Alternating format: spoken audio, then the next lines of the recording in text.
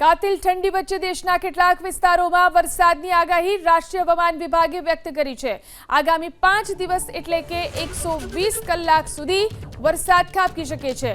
બંગાળના અખાતમાં સર્જાઈ રહેલા સાયક્લોનિક સર્ક્યુલેશનને કારણે દેશના કેટલાક વિસ્તારોમાં ભારે વરસાદ ખાબકી શકે છે।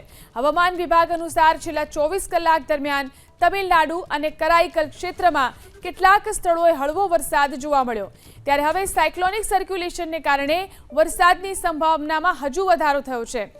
આ તરફ ઉત્તર ભારતના રાજ્યોમાં ગાત્રો થ્રીજવી દેતી ઠંડીને કારણે જનજીવન પ્રભાવિત થયું છે। જમ્મુ કાશ્મીર અને હિમાચલ પ્રદેશના ઊંચાણવાળા વિસ્તારોમાં પારો સતત ગગડી રહ્યો છે। દિલ્હી અને એનસીઆર ક્ષેત્રમાં અલગ અલગ સ્થળોએ શીતલહેરની સંભાવના છે। ઉત્તર ભારતમાં આગામી 7 દિવસ સુધી સવારે અને સાંજના સમયે ગાઢ ધુમ્મસની ચેતવણી આપવામાં આવી છે। આ ઉપરાંત ઉત્તરાખંડ, પંજાબ, હરિયાણા, ચંડીગઢ, પશ્ચિમ મધ્યપ્રદેશ, બિહાર, પૂર્વ રાજસ્થાનમાં શીતલહેરની ચેતવણી આપવામાં આવી છે।